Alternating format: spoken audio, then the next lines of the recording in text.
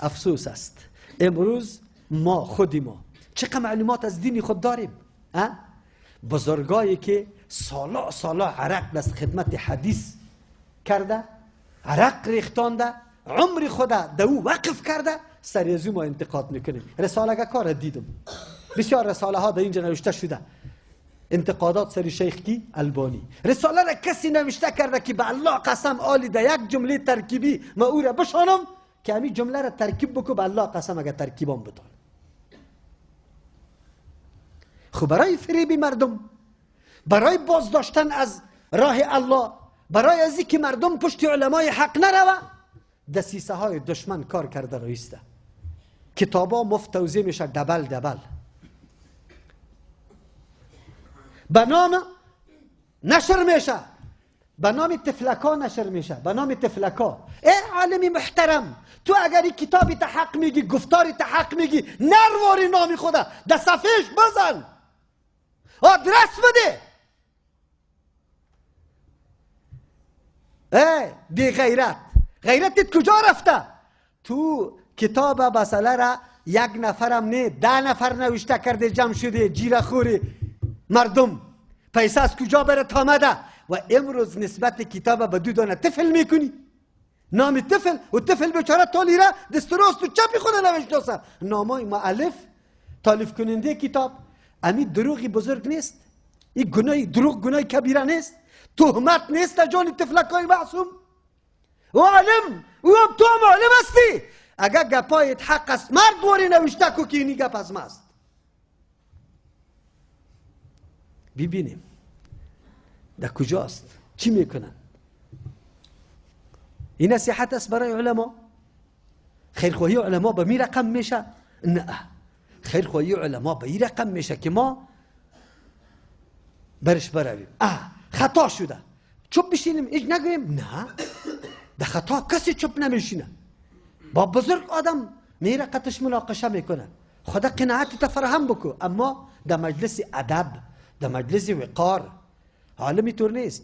ابن عباس رضی الله عنهما، رئیس المفسرین، ترجمان قرآن کریم، رسول الله برش دعا کرده، بچه کاکای پیغمبر صلی الله علیه و سلم. لیکن قطع مردم دیگه میره و چادر اوار میکنه، دروازه را تق تق نمیکنه که ابن مسعود رضی الله عنه برآید، چادر اوار میکنه، منتظر است که کی خودش میبره که باز قطش ملاقات بکنیم. ادب یاد بگه.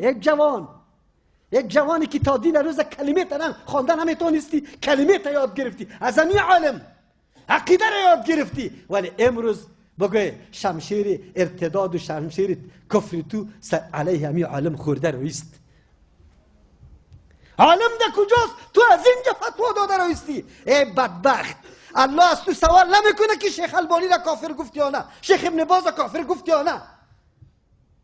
ما حول خودی طبیبی، خود بیبی، پدری طبیبی، مادری طبیبی، برادری طبیبی، حقی جانی تا ادا کرده ای. تو را به الله قسم حق جانی تا ادا کرده ای، حق زنی تا ادا کرده ای، حق اولادی تا ادا کرده ای. تو یک قدر مراحل طی کردی، رفتی زبان تریکی دراز شد. خب بله، قبلا براتون گفته بودم که هر کس در صدد نعوذ بالله بدگفتن علما شوه، آخری عمر قلبی از او میمیره. ایره یادتان باشه، به ایمان از دنیا نمیره. احتیاط، عمیق علم بکو، خوب مطالعه قوی بکو، دعوت بدی، دین بیان کو. دین به این بیان نمیشه که فلانی عالم مرتد، فلانی عالم کافر، فلانی عالم. دین به این بیان میشه تو تمثیل کو دین خیر است، او خطا کرده، او غلط گفته، او فتوای نادرست داده، تو برو علم حاصل کو، باز فتوای درست بدی. تو برو به عمل خود یقینا سنت رسول الله را تمثیل کو که مردم تو را ببینه، تو الگو قرار داده شوی. نکو، به الله قسم این را یاد داشته باشی، کدام افرادی که کارا را کرده که توبه نکنه، آخر عمر دمو حالت میمیره، باز که قلبش پژمرده باشه، نشاط دین در وجود نداشته باشه. الله سبحانه و تعالی ما را نگاه بکنه.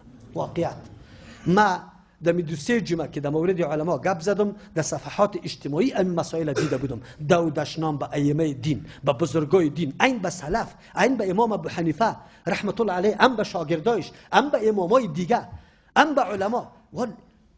معصوم خو نیستن، خطا شده باشه، لیکن و قصدن نعوذ بالله خلاف دین نکرده، در درجه اجتهاد رسیده بودن، خطا شده بودن، الله یک اجر برش داده.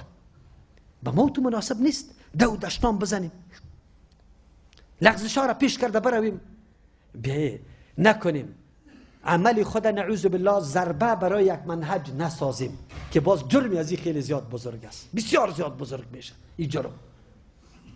الله سبحانه و تعالی ما را ادب نصیب بکنه، اخلاق نصیب بکنه، فهم دین الله برای ما نصیب بکنه که ما بدانیم که دین چی است. ان شاء الله این سخنا علیه کدام طایفه و گروه ما نیست، ما عمل زشت ولو که از خودی ما باشه امور بیان میکنیم. منظوری ما این نیست که فلانی خان. قرآن کریم همیشه در چوکات اوصاف بیان میکنه. این الذین کفروا، کسانی که کافر شده، نمیگه این ابا جهل و ربیعه و چیسته ابا هشام و ابو لهب و این گپا را نمیگه، میگه این الذین کفروا سواء علیهم انذرتهم، که در هر زمان باشه. اسلوبی قرآن، دستوری قرآن، قانونی قرآن همی است. نکنیم زبان درازی ها نکنیم، منهج بدنام میشه، بیادبی و گستاخی در حق علما میشه، نتیجه خیلی خطرناک داره. بسیار الحمدلله دنبال علم بگردیم، اصالت علمی بری خود کمایی کنیم. ان شاء الله اگر خودت گریان نکردی سری عمل کردی، خودت این میجه نشانه باشه وقتی که علم حاصل کردی. الله فهم دین و علمی سیر نصیب ما بگردانه. بارك الله لنا ولكم في القرآن العظيم ونفعنا وإياكم بالآيات والذكر الحكيم. استغفر الله لي ولكم ولسائر المسلمين. العيون براجع الصدى